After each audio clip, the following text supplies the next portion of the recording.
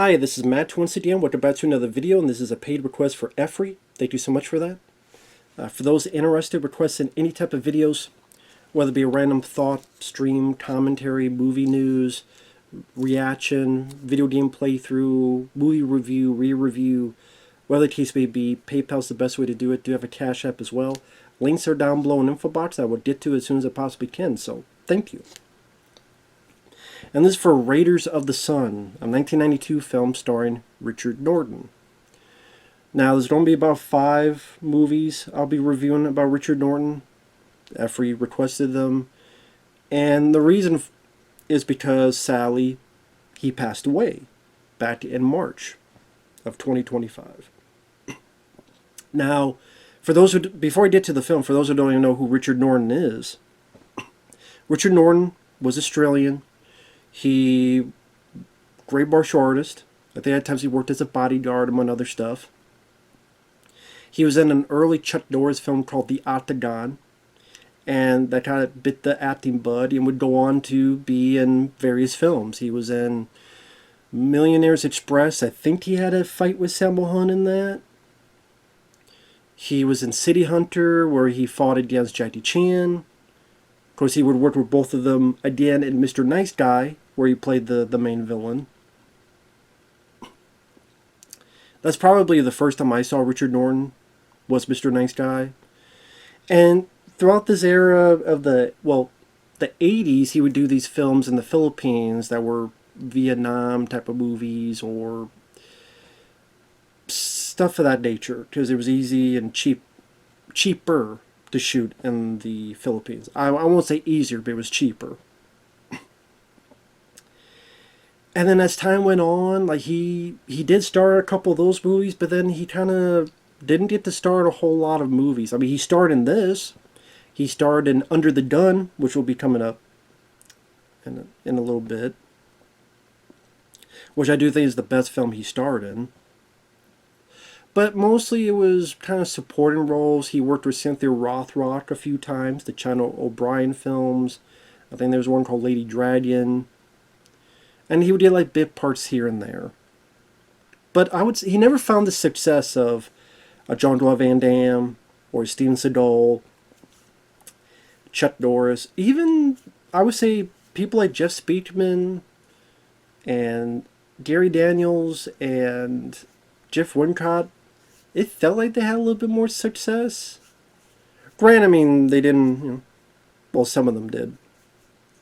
Like Gary Daniels, he worked with Jackie Chan. But, I mean, it felt like, as years went on, he was just more like a fight choreographer. For example, I didn't realize this, the Suicide Squad. I think he did both of them, but at least the second one, James Gunn came out and said his piece about Richard Norton and said, man, this is a shock. He was so great to work with on the movie I made, and we talked about the movies he did, and he seems so youthful. So that was nice of James Gunn to say. Honestly, nowadays that should be the only time he opens his mouth, but that's a whole other video, whole other conversation. But yeah, it's one of those things where I think he worked on Furiosa as well, which I wasn't a fan of that film, but wasn't because of him. But he's a guy that, a lot of people are not going to know who he is, but very talented martial artist, be very much missed. And they get into this film. Raiders of the Sun was directed by Sergio Santiago. This is a guy who mostly known for doing these very low budget films in the Philippines. He did some with Robert Patrick called Future Hunters, and what was Eye of the Eagle. He did the original Expendables, because there was a film in the 80s called The Expendables, and I think he did that one. Nam Angels, where the Hells Angels biker gang are in Vietnam, and they got their motorcycles and they're fighting the Viet Cong. That is a real movie, Nam Angels. So some of them were fun because like they're not great, but you just going in for the goofiness and tons of action, tons of firefights, explosions. It's not the most well directed or is badly dubbed. It's like junk food, but it's fun to enjoy. Sadly, this is not one of them. This one I did not like. This one, I don't know if it was done in the Philippines. This one was more of a Mad Max ripoff type of movie. Trying to be more post-apocalyptic. Instead of gasoline here, they're searching for gunpowder. And this one, I thought was just rather boring. Very uneventful. The action scenes, I didn't think were all that. There are times that Gary Daniels kind of disappears for a while. And we center on this other guy named Talbot. I don't remember the actor's name. I honestly don't care because I thought he was very boring. But the setup takes place after whatever the hell happens to society. The Alpha League Democratic Society. Democrats? Oh shit. Would it be a political movie? There's the search for gunpowder. Of course, you're thinking, well, just don't shoot each other, then you don't have to search for gunpowder, search for shit like food. But, you get the gunpowder, you shoot the other people, you take over the shit. There you go.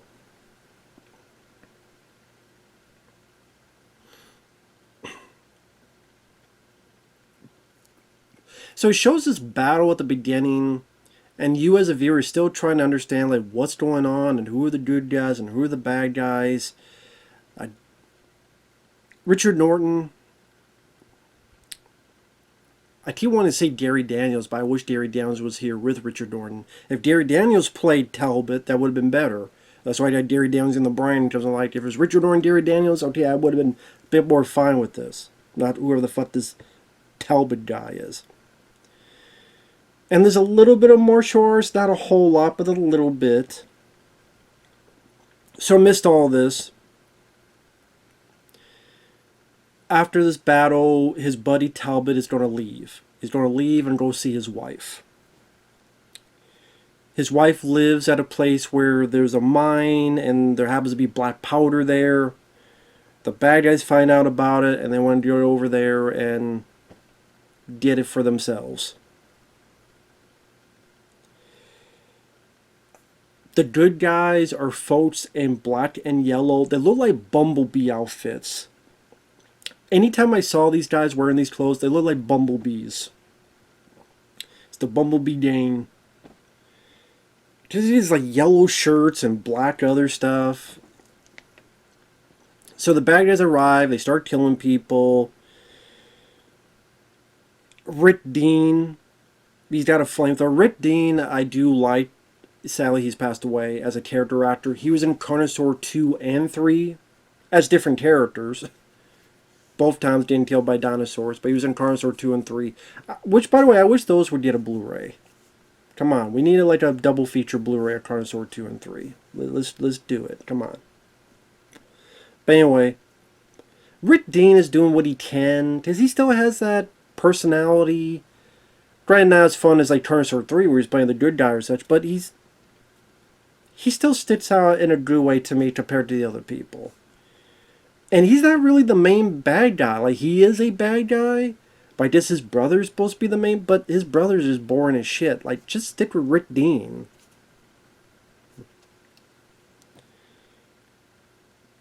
Like, there's this bit where they kidnap this girl, who, of course, is the wife of Talbot. And he's asking her, what's your name? She says, fuck you. So the rest of the scene, he's like, oh, good name, fuck you. Okay. Hey, go meet fuck you. How's it going? So the whole scene, he just keeps calling her fuck you. Just, she said that's her name. So I thought that was kind of funny. Eventually, Richard Norton comes by, finds out what's going on, joins with his buddy Talbot. They try to go search for the wife. There's this one girl that gets tied up, and they're able to save her. Richard Norton dishes a little bit of martial arts, but nothing to run home about, nothing you don't remember a whole lot.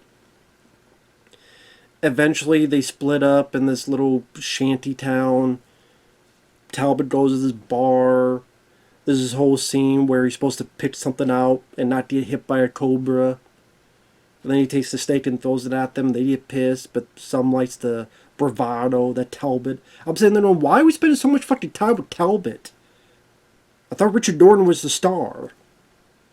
He's first on the name, the call sheet. I don't give a fuck about Talbot.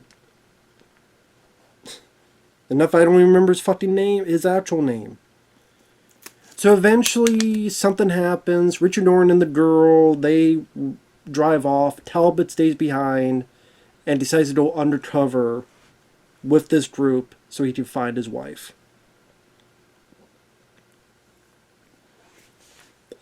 Sometimes you get these battles where that gang fights some more bumblebee guys or other people, but you just don't care. At least I'll speak for myself. I don't care. Because I don't care what the bad guys are doing. I don't care what these good guys are doing. I don't give a shit about any of you. Random person, you're shooting each other, you're fighting each other. I don't give a shit. Just noise. You haven't made me give a shit about your story, your plot, your anything. And even then, like, there's too many boring spots to make you like a fun, goofy B movie on that. You need to pick up the pace. You need to get a bigger body count. I mean, Sergio Santiago was able to do that with a bit of Eye of the Eagle and like Future Hunters with Robert Patrick, just goofy fun. Not much of it makes any sense. But it's like, oh, now we're here and there's the Bruce Exploitation after Bruce Lee, and then Robert Patrick's trying to do a kung fu fight. He had his ass kicked. Now there's this. Now there's this. Like, okay, where the hell are we going now? Here, very pedestrian, very slow at times, very forgettable. I would call this very run-of-the-mill. Like, the poster is cooler than the movie, which is why you did get the movie. Get a cool looking poster, or at least a decent looking poster. Oh, what's this? Then you watch it and there's more money on the poster than there is in the movie. So at one point Richard Norton gets wounded and the girl takes him to her village and he starts healing. Then he starts training with this bow. Meanwhile, Talbot goes through this initiation. We've got to be like fucking Thunderdome and swing with this other guy, and they're going back and forth as much as they can with this low budget. The bad guys give the one guy a knife, cuts the lead. He might as well be the lead. At times, Talbot feels like they're trying to make him the lead, because it feels at times he has more screen time than Richard Norton does. Eventually, he kills the guy. Takes the knife away from the guy, slits his throat, because they've landed on the ground by this point. Meanwhile, Richard Norton, when he heals, has sex with the girl, but then the bad guys attack that village, and Richard Norton's new girlfriend gets shot and killed. You finally get some pussy, now the pussies are gone. So, what shitty luck Richard Norton has in this movie. Then Richard Norton disappears for another while, like a good chunk of while. He disappears. And I'm like, I thought Richard Norton was the star of this fucking movie. Not really. Too much fucking Talbot. I should look up who the fuck this guy who plays Talbot, because I should at least look that up. If I can fucking... I don't even think it has a damn Wikipedia page.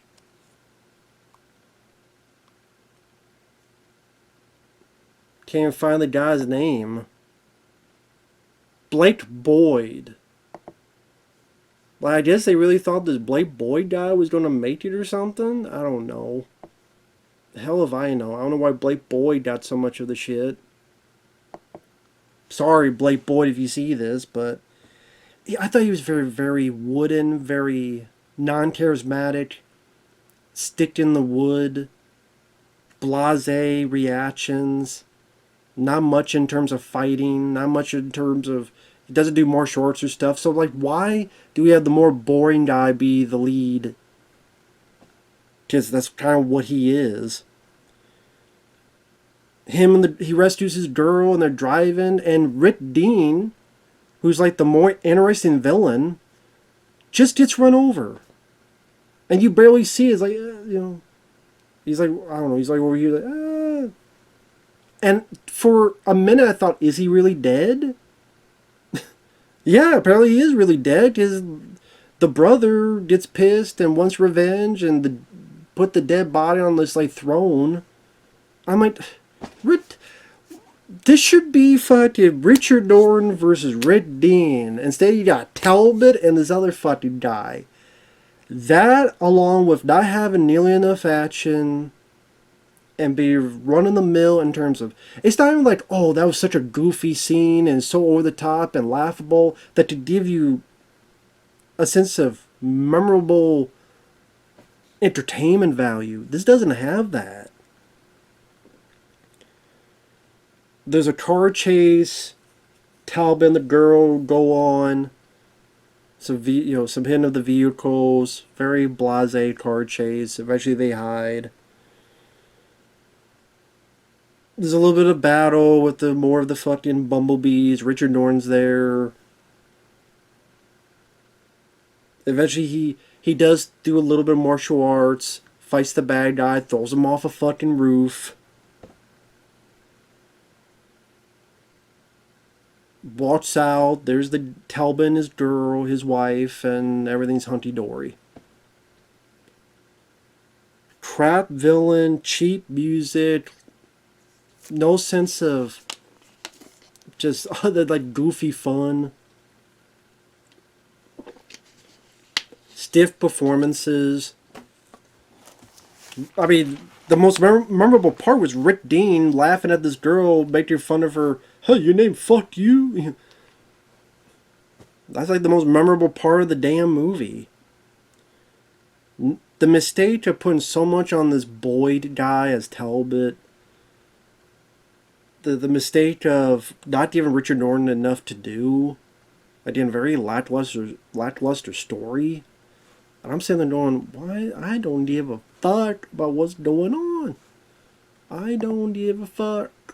I don't give a shit. Fuck this shit. This shit sucks. In my opinion.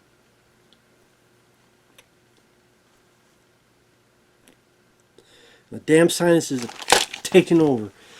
Anyway, that's my thoughts on Raiders of the Sun. Go watch Raiders of the Lost Ark instead. Go watch Into the Sun with Anthony Michael Hall instead.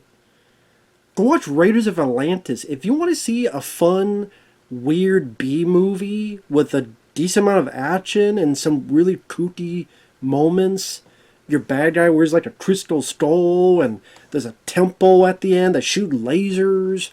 There's a whole action scene where they're on a bus and the bad guys on top of the bus and they're shooting blowing up helicopters. Go watch Raiders of Atlantis. Much better fucking Raiders movie than this. Like, if it was more like Raiders of Atlantis, then we got something here. Instead, we got this. So, take that for you will. Thanks for watching. Take care. And we'll see you guys later. Bye-bye for now.